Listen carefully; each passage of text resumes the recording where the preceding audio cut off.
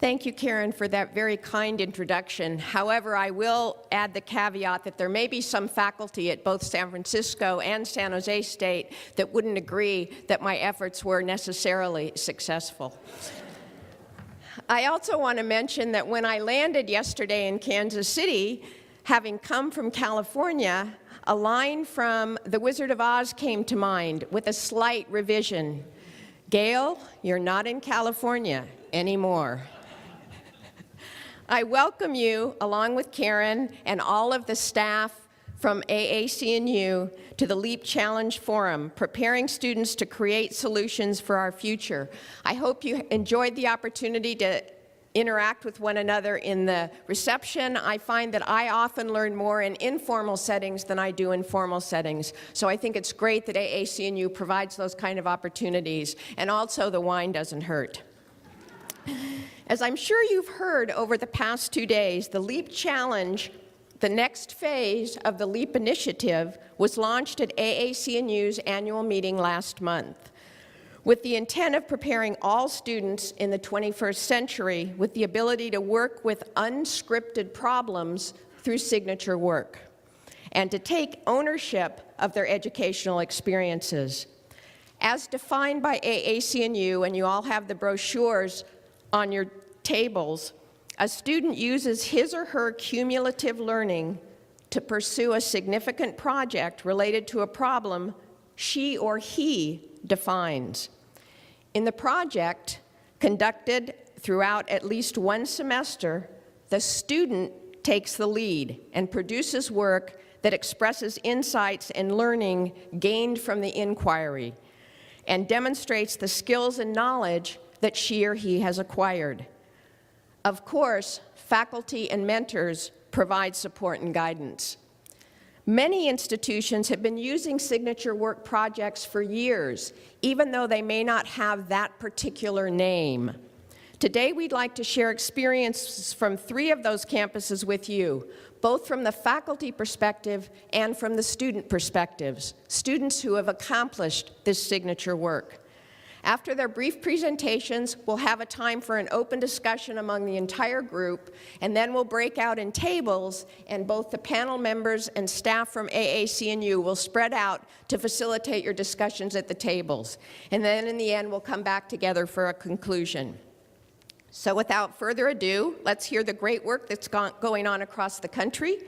We'll begin with Tim EATMAN, Faculty in Higher Education and Co-Director of Imagining America, and Holly Zahn, Communications Coordinator of Imagining America and Class of 2012, both from Syracuse University.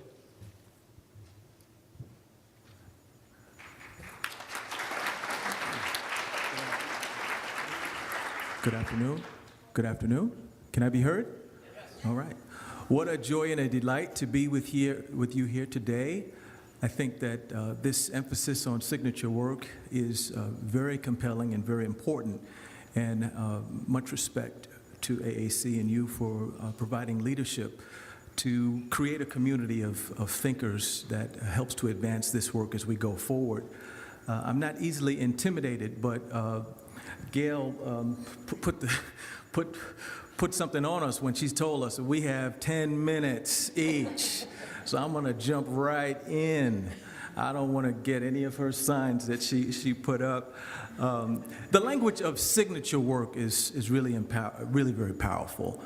I'm reminded through conversations with Julie Ellison, the founding director of Imagining America, who's an English professor, just how important language is. And so this idea of signature work demonstrates an important commitment on the part of students to advance an experience of exploration that will help them manifest into the individuals that they aspire to be.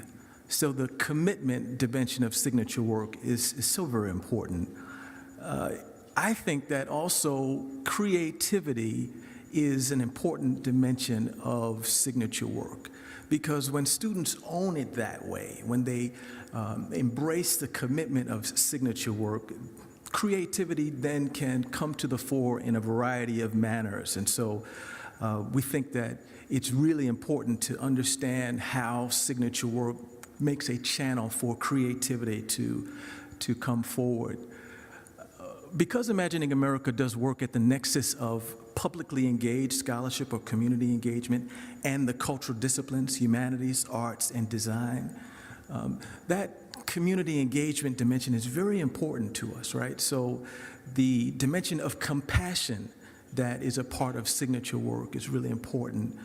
Commitment, creativity, compassion, but we know that we're nowhere unless content is something that is placed in view, that students are developing skills that enable them to be successful in their degree programs, but also to find themselves doing work that pays and also matters.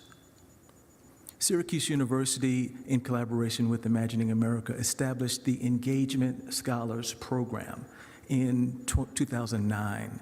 It is a fifth-year opportunity for graduates of Syracuse University who have been doing community-engaged work to stay for a year and to explore by working with community-based partners. The deans have arranged for students to have up to 24 graduate credits. And it is an opportunity for these students to go a bit deeper in terms of their community-engaged work that demonstrates their commitment, their creativity, their compassion, and their content. Holly Zahn, sitting next to me, was a engagement scholar. She completed her undergraduate work at Syracuse University. We hired her through Imagining America because of the way that she was able to really own and take her signature work in the field of communications. So anytime you get that email blast from Imagining America, you know, Holly's the one that's putting that together. And we're so excited about what Holly and other students like her represent in terms of this opportunity for developing and enhancing signature work. So with that, I'm going to just turn it over to Holly and ask her to say a bit of words about her journey and her work. Hello? Can you hear me? Well, I'm very honored to be speaking today about my experience. In my undergraduate education, I studied film, and it was a conservatory program at Syracuse University. And if you know of such a program, the ideal is really that your senior thesis film will go to Sundance, and you will go out to LA, and you will be hired, and your screenplay will be picked up. And so I felt the pressure to move out to LA upon graduation because that is the thing that I studied.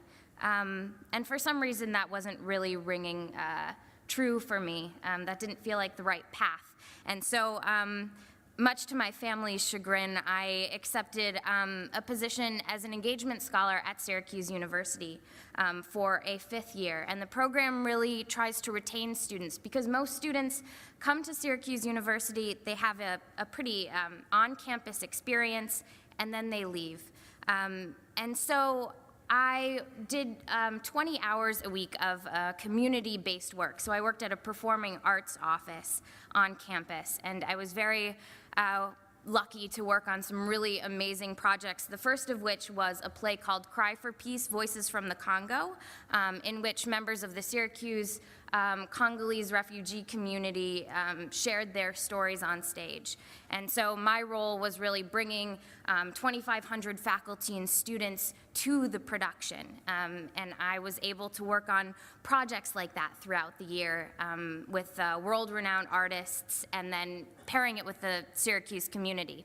I also was able to, I developed a mentor in Imagining America, Jamie Haft, who is now the assistant director of the organization, and I worked on a web series with her. And so I was able to use those community skills as well as my filmmaking, video production skills and make work that felt, it resonated more, and I sort of found my way. And so I was making video work throughout the year. We produced 3 webisodes of this series. And so it led to the creation of a dual position the year after, in which I worked as the assistant director of this performing arts office and doing media and special projects for Imagining America. And I developed some mentors who really led me to the professional trajectory that I am on now, doing communications for Imagining America. And so while I did make a senior thesis film in a thesis program during my undergraduate experience, I think that it was really this engagement scholar year in which I had signature work and realized kind of where I wanted to go in the future.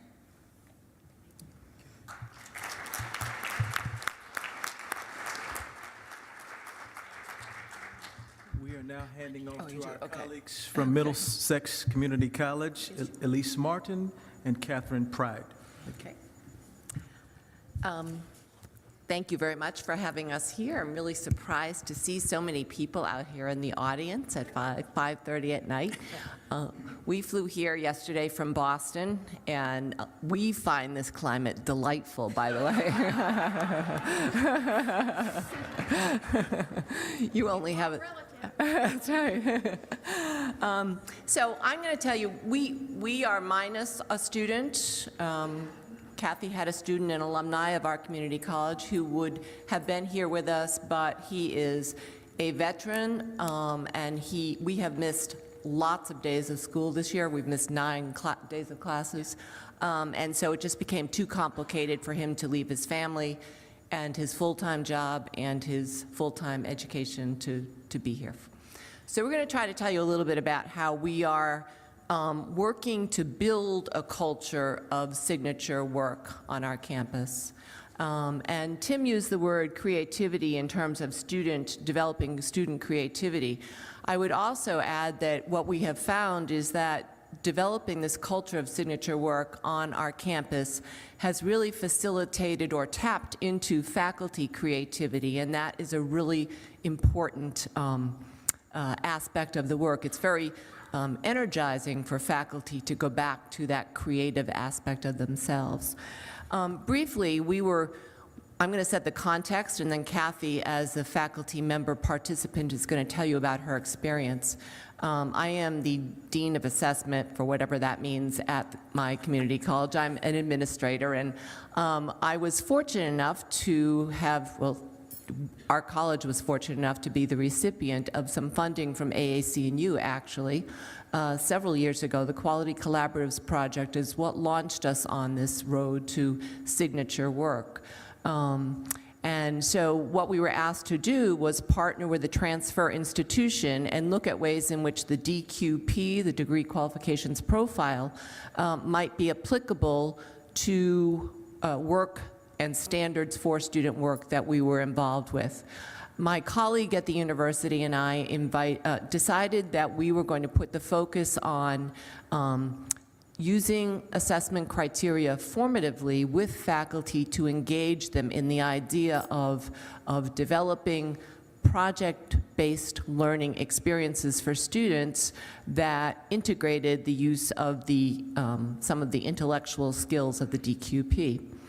And we identified 4 high transfer programs from between the 2 institutions and brought faculty from those programs together over a series of dinners over a series of a year to work together and talk about ways in which they integrated these intellectual skills at different levels, from freshman to senior level work.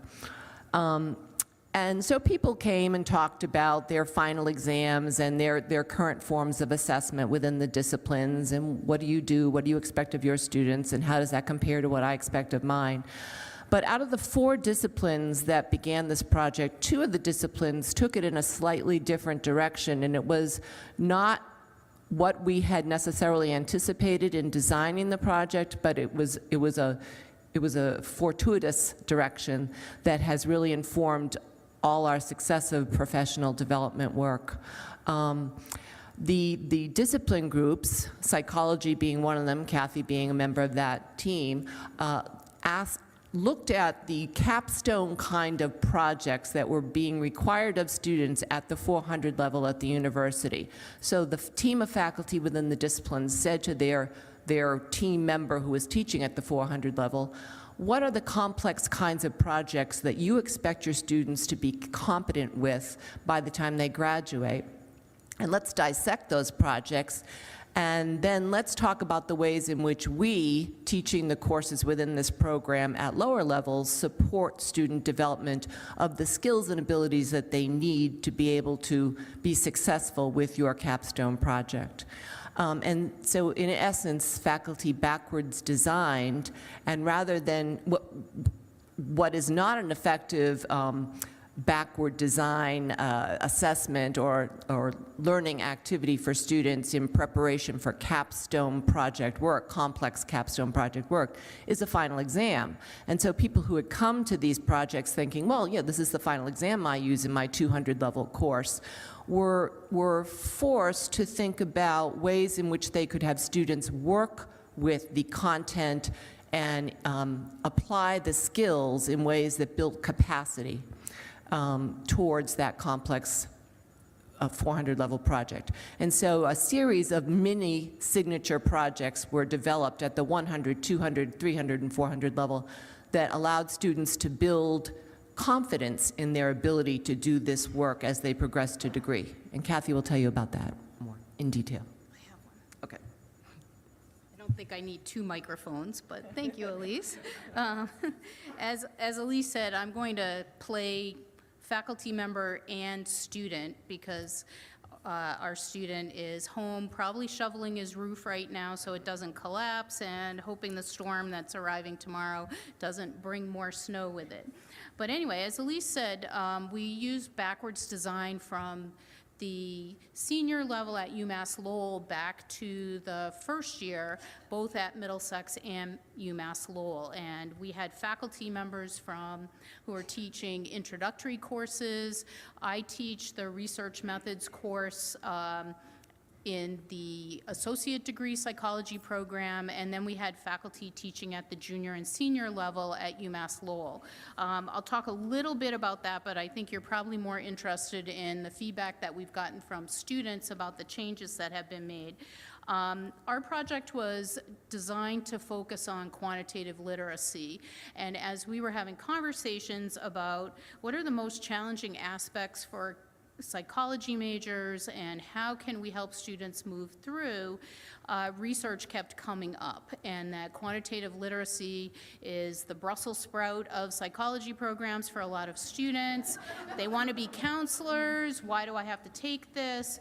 They saw the research courses as the ones that they left until the end because they didn't want to take them. And what we tried to shift it to is using the research course as the capstone experience in the associate degree and as a capstone sophomore level experience for UMass Lowell, and to try to build the other courses within the program, the content level courses as well as Introduction to Psychology, to be courses that introduce students to research concepts so that they could learn about evidence-based problem solving, that they could see, even if they wanted to be a counselor, that they need to understand the evidence that supports theory development, et cetera. So we decided in terms of that, because this was a quantitative literacy project, that correlational research is a really important concept for psychology majors to understand. They can't tell that they have trouble distinguishing between causation and correlation.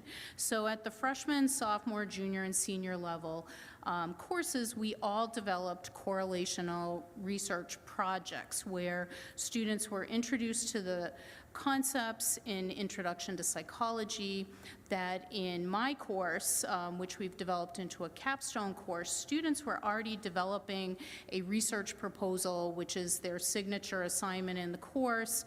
They had to do poster presentations on that, but what we decided to do was to take the correlation project and make it a mini research experience for them, where they would do a mini research proposal, which they would work on in groups. They'd go out and actually collect data so that they could see how evidence is collected, what works, what doesn't work, and then as individuals, they analyzed the data and they had to write a paper about it and rethink if they were to redo the assignment, what would they do differently. The project that I do in research is very similar to the senior year project that UMass Lowell developed. And then the other courses were utilizing the concepts for finding literature, to talking about theories and how they're developed through research.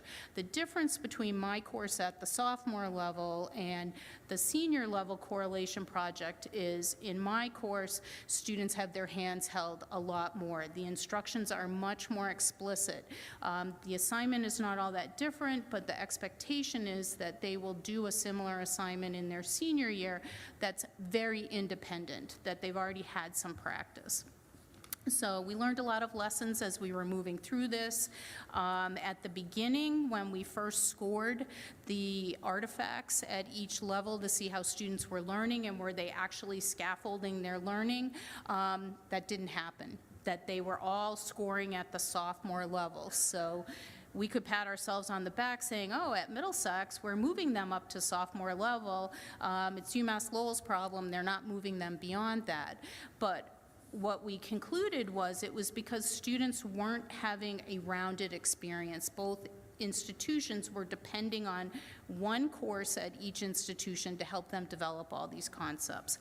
So I can say this year, teaching research, students' competence coming into the course is stronger than it was when we first developed this project because they're familiar with some of the content. It's not something that I'm starting at step one, having to bring them through the whole way. The feedback that I've gotten from students, since you're probably more interested in, so how has this all worked for the students? They like the fact that they're getting practical experience in class. They're seeing how it really turns into real-world work. They're working independently to grapple with questions that they're interested in that will serve them after they transfer. They're drawing in from all of their other courses that they have taken, and they're applying it in the research course, so they like that. The other thing that we've seen is a raising of confidence level in preparing for transfer. They trust their competence more than they did before because they've actually played around with some of the ideas. They're not as afraid of what's going to happen after they transfer. We've seen more students applying to highly competitive schools. The student that was going to come with us is one of 2 students that were accepted into the psychology program at Tufts, as an example. I don't want to discount UMass Lowell because lots of students also transfer. So that's the more micro level. At the same time as we were doing this, we also were working on a program review for the program, so it's really brought the faculty together to talk collaboratively about how we support each other. And at the same time, the final thing I'm going to say is this year, the state of Massachusetts has developed a transfer pathways project where they have brought from 6 high transfer disciplines around the state at the community college, the state university, and the UMass level together to talk about how do we align competency outcomes across the state so that students can transfer up, down, and across institutions and be developing the same competencies as they move through their programs. So the planets are all aligning, and hopefully as we move on with this work, we'll be continuing to better prepare our students. So with that said, my role is to transfer us to San Francisco State University, who they're going to talk about the Metro College Success Program. So I'm going to turn it over to Mary Beth Love, Savvy Malik, and Destiny Lands.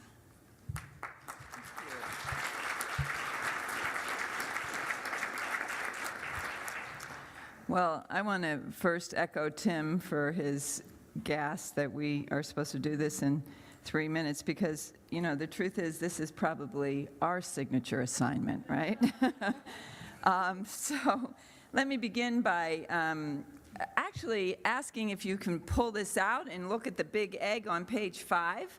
That will help you really understand what we do. And the signature assignments that we do as part of the Metro College Success Program are really just partly a small part of a much bigger picture. And my job in 3 minutes is to give you a thumbnail sketch of the much bigger picture. So we really have 3 major components of the Metro College Success Program, and the first of those is that we bring I should say that it serves low-income, first-gen, underrepresented students whose population has increased by 157% at San Francisco State and is the population at City College. We are a redesign of the first 2 years of higher education at both the community college, our partner, City College of San Francisco, and at San Francisco State. So that redesign is to take the wraparound student services and bring them into the place where our commuter students spend most of their time, and we know we can get them. Also to do faculty development, to help faculty do more relevant, engaged, exciting teaching, and to understand and develop a metacognition around our focus, which is to strengthen students who have been underserved by K-12 because they are from low-income communities. 87% of our students that come into Metro are in need of both English and math remediation. And so we see the first 2 years as the place where we can, through a program like this, really give students a booster shot to be able to succeed in higher education. So we take about 24 credits of the 48 credits in our general education. It's a total GE pathway on both campuses, and we have 10 moving to 15 at San Francisco State and 3 moving to 5 at City College. Each academy has 140 students and has a broad career theme. So we have a Metro Academy of Science, Engineering, Art, Humanities, Education, Business, etc. And all of those academies are infused with the idea of how what you want to do when you grow up is really about changing the world. What are you going to do as a scientist to give back to your community? What are you going to do as an artist to make your art make a difference in the life of the people in your communities? So students are in 6 units, co-enrolled in 6 units for 2 semesters for 4 semesters. And they get the repeated practice of the core academic skill of writing, critical thinking, oral communication, and quantitative reasoning, all through those first 2 years in Metro, and of course in other places in their curriculum, in their English and their math, which aren't necessarily all all of those classes they take aren't in our pathway. So they, their learning is scaffolded, and partly what we do to scaffold their learning is a signature assignment, and I'm going to turn it over to MALIK to tell you more about that. Thanks, Mary Beth. So the other piece of paper on your table from Metro is a grid of program student learning outcomes, which I'll reference in this next section. So we have, as Mary Beth mentioned, been moving towards signature assignments for each of our Metro courses. And we're starting with what we call the Metro Core, which are the courses within the discipline that students take in the academy. All ring up for GE, but they're in addition to their Golden 4 classes. So the classes that the students take are, if you look down where it says SF State, there's the top 3, which is HUD 120, 221, and 241. Just to give you a sense, the first one is lifelong learning, the second one really focuses on the community, and the third one really focuses on the policy level. And Destiny will tell you a little bit more about the assignments that she did in those classes. Students select topics in those courses that are relevant to their lives as well as relevant to their future career path. And the assessments that we've designed in those courses really build upon each other. As Mary Beth mentioned, they're scaffolded from semester to semester. So students start with, as you can see in the grid, emerging levels of critical thinking. We expect them to be emerging, moving towards proficient in that first semester. That second semester, we expect their critical thinking skills will be at a proficient level, and the following semester, we want them to be commanding. We want them to be at this place where their critical thinking skills have really been built over 2 years. So when they move into their major, those students are ready to really tackle real-world problems. They're ready to tackle issues that they know exist in their communities and in the world at large, and their work in their major is really geared towards that. So the assessments that we're using, we're building on the AAC&U value rubrics, and we're embedding within those value rubrics our focus on civic engagement and social justice in the world. And the types of assessments that we're doing with students include a whole bunch of different kinds of things, include oral communication, include the signature assignments we're hoping at the end of the day, and we're still working on this, will be the assignments that really get at oral communication, writing, critical thinking, quantitative reasoning, have a piece around information literacy, but also have a real-world application to our students. So I'm going to turn it over to Destiny so you can hear what she did in those 3 courses as she went along as part of her signature work. Hi, everyone. So Metro has 3 core courses, and that's HED 120, 221, and 450 or 241. Each one of these courses follows the ecological model, which has 5 levels to it, which are the individual, the community, the interpersonal, the organizational, and the policy level. And we use this model in our signature assignments at the end of each course. In HED 120, we focus on the individual level, which is self, using the social determinants of health. So for my project, I focused on stress because that was common in my life. And because after focusing on stress, I was able to see the way that it affected my life or still affects my life today. And that impacted the way I see the world, because since I was able to have a personal one-on-one relationship with these experiences, it helped me develop a passion or a stronger interest into social struggles or issues I wasn't aware I was interested in before. For HED 221, we focused on the community level. So I used what I learned in 120 for the individual to go deeper in the community. And we looked at social issues, and we examined how some of these social issues could have been prevented, such as gentrification. And for my end of the year assignment, I looked at gentrification in a low-income community in the Mission District in San Francisco, and I examined how that affected the people there. For HED 450, we focused on the policy level, where we looked how policies affect communities and individuals at large.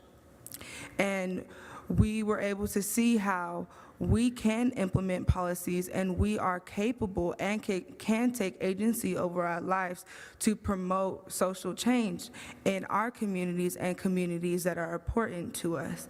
And that was important because we, or myself, I was able to see that sometimes equity is better than equality, because equality is giving us all like the same thing, whereas equity is giving us what we need.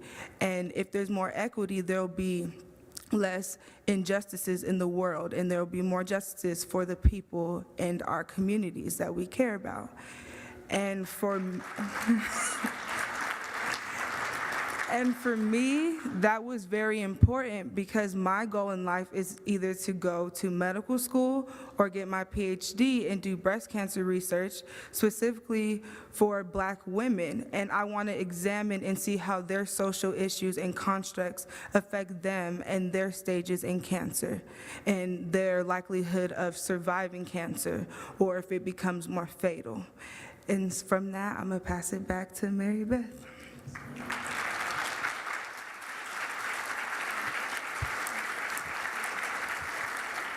So what Destiny explained was, what happens for a student in health.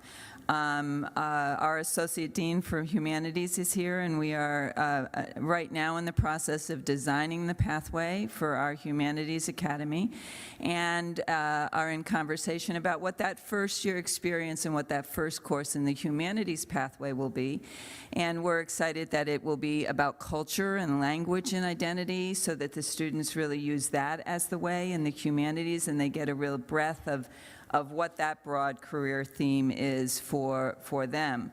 I just want to conclude by saying that one of the things that has become clear to me as I'm around the students and I understand what's going on is that so many students would say that general education, they're getting that out of the way, and what I've learned by being around these students is that the sequencing of these courses and the tying them together and the building on knowledge in the lower division really allows the students to get what we know as scholars, which is how wonderful the world of ideas are, and how wonderful it is to sit around with peers and talk about how we can make a better world through what we want to do with our lives, and how we can change the world. And then when they have to give a speech, and they've already had 2 classes on something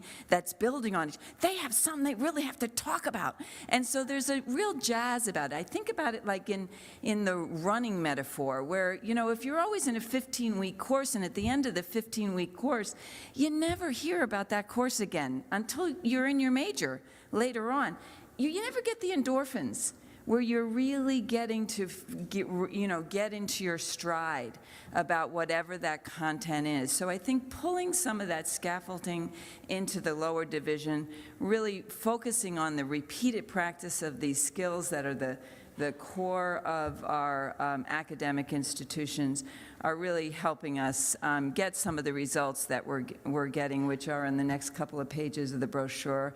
And then the other thing that I've heard earlier in this conference that I think we can't be shy about is that if we are really going to change, we need an investment in student success. And we did a cost study, which is on the next page in that brochure, which showed that for 2 years, it's a $1,000 investment, a little bit more at the community college. And that with that $1,000 investment, we can quit the spinning around and pull what is now a 6-year, 50% graduation rate, improve that graduation rate, graduate students more likely in 4 and 5 years, and save students, family, and the state money. But that investment needs to be made for us to do that. Thank you. Back to GAIL.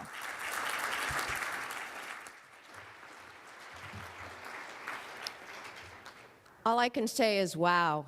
Wow to what the faculty are doing, wow to what the administrators are doing, and especially wow to what the students are doing. So let's give everybody a big hand again.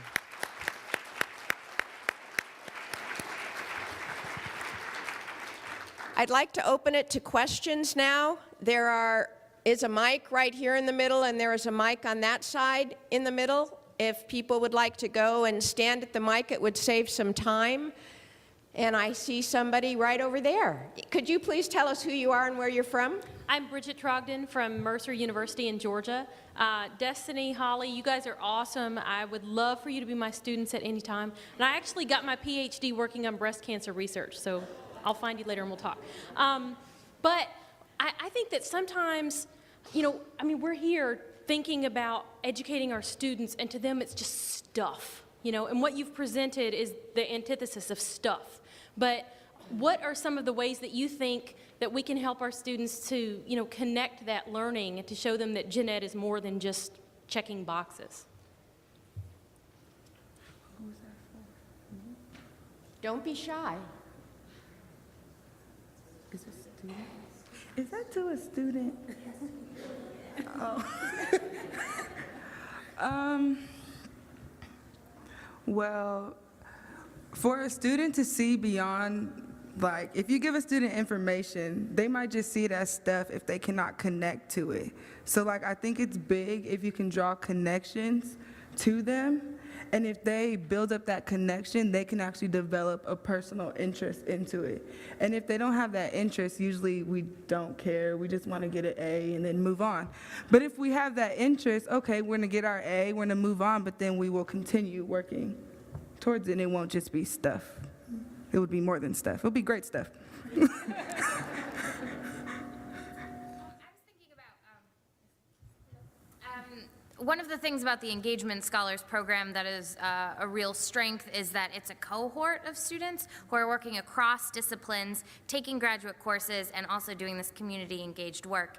And so we came together regularly about once a month and talked about the challenges and successes of working with communities, working outside of the university kind of walls and barriers. And sometimes that's messy work. My boss at the arts organization, she would say community engagement is messy. And so it was important to have those conversations with those students so that as we were taking graduate coursework across disciplines, we grew passion kind of by having a space to dissect what was happening.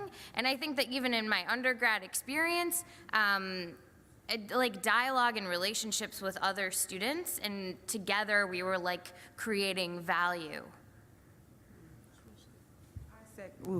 I second that, because Metro, we do too, also have cohorts, and having other students to talk with and grow with is a great thing. If you aren't going to ask questions, I'm going to ask you questions, and you're going to have to answer them. Did you see characteristics that crossed all of the three institutions? Was there anything that jumped out to you that you said, wow, that seems like something that we definitely should include in our signature work, signature projects?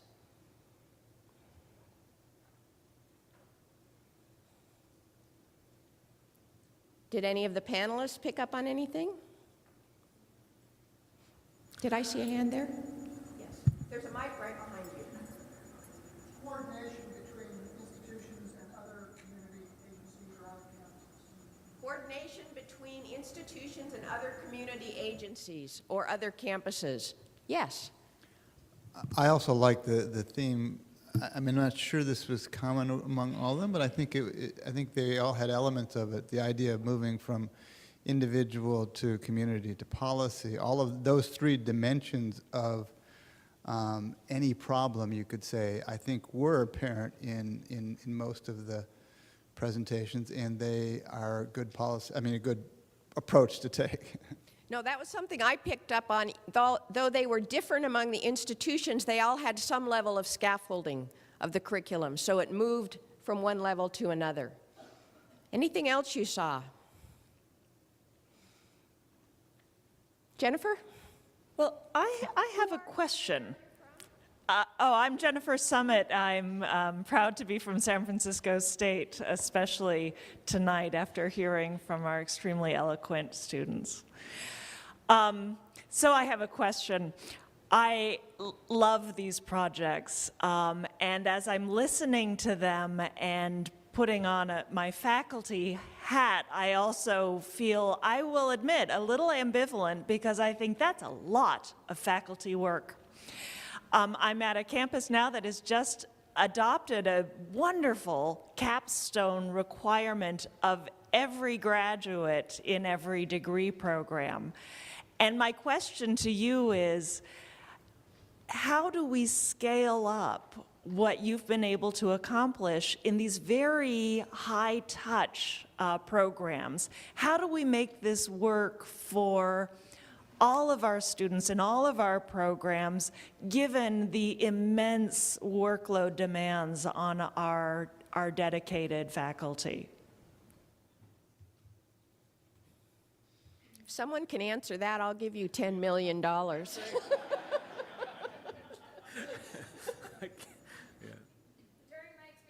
Engagement scholar, I had multiple mentors who were guiding me through the process. So there was staff at Imagining America. I had an employer. I took an independent study and was very close with a professor. And so it was kind of spread out. So that's my experience. And it was very helpful to develop those deep relationships. And there were many of them. like to add, Jennifer, that I think our commitment to faculty development is a big piece of this, because I really feel like, and I think I sound like a broken record sometimes because I'm in charge of faculty development for Metro, but really, faculty get excited about doing this work when they get a chance to talk to other folks about doing the work, about really reinvigorating their courses and rethinking how they can teach and how students can learn. It really does fuel us as faculty. And I think that even with the additional work, getting together, spending time working on these issues, and then seeing students like Destiny come out and be able to talk about what they've done in our classes, I do feel like that's a big portion of how we can continue to scale up. And I think it honestly may even start at the department level. If departments can start the conversations with their faculty about moving signature assignments through, scaffolding, outcomes, having those conversations internally within a department changes the culture of the department, which trickles down into GE. So I feel like this is kind of multi-layers, but there's a lot of different ways I think we can attack it. And really getting at faculty passion is a big piece of this. Said, I think, I don't know the answer to that question, as Gail said, but I think that there's something very powerful about thinking about shifting the culture of our institutions and the mindset, right? Because we know that there is this resilience that manifests as faculty begin to see engagement across the roles as interdependent. Now, when you raise that issue, talking about faculty rewards, for example, and sort of rethinking that, and that opens up a whole lot of stuff. But if we're serious about dealing with this issue of scale, and it is a challenge, the scale issue is a challenge, no question about it. We got deans to give, graduate credit to these students who aren't in their program, okay? They have a fifth-year opportunity. They're kind of enticing, and there's this push to get the students to commit to being in the program, but that's not what the program is about. It's an opportunity from the school. So how do you scale that up?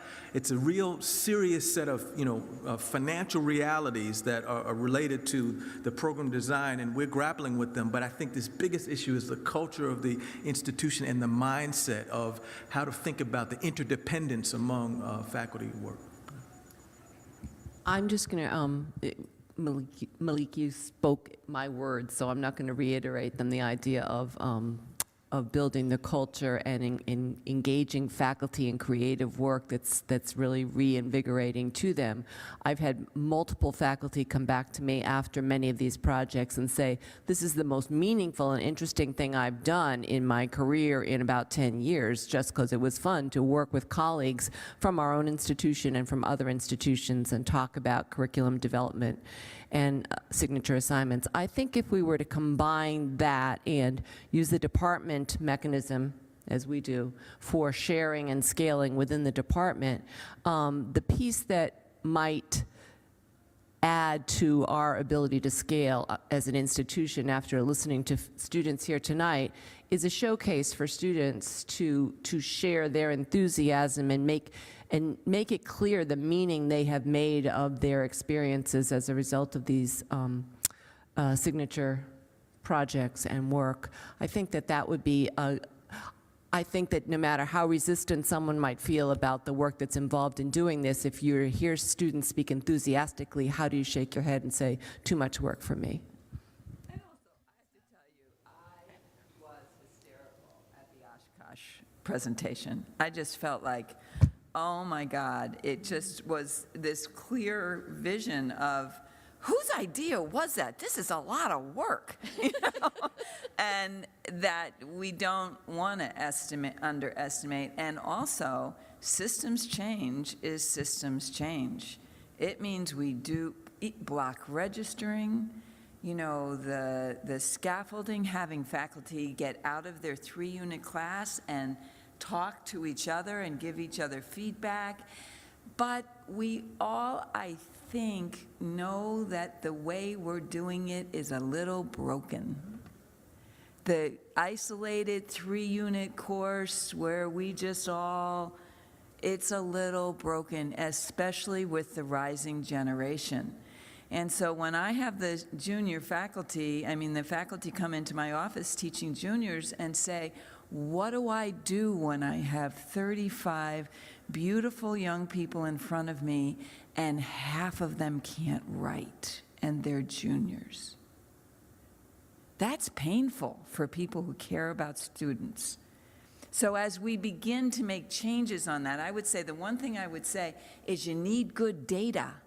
Because when people feel like what they're doing is working, it really does feed the ability to work more and really bear down. But I also think we need resources. We're going to have to move on. We need to put the tables to work now. So you have some questions on your handout, on the LEAP Challenge Forum handout. So basically what we'd like you to discuss at your table are for you to reflect on what you've learned thus far in the conference. Now, don't everybody get up and leave. We're locking the doors. And also, how might you incorporate signature assignments for students when you get back to campus? If there is somebody in particular that you would like to come to your table from the panel, you may tackle them or trip them or whatever you need to do to get them to your table, but otherwise we will just spread out.